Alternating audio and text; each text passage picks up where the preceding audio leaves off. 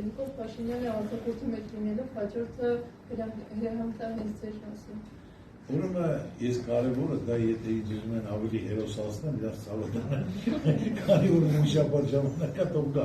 Ես իմ ազգականի համար չի, ես ասել եմ,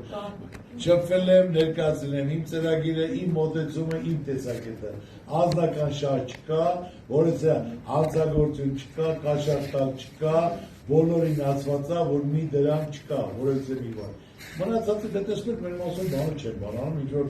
խնդիր չկա։ Ես այսօր էլ պատրաստ շատ հանգիստ ունել եմ զգուշացրել, ամենակարևորը թանկը իմ համար մայրիկս է,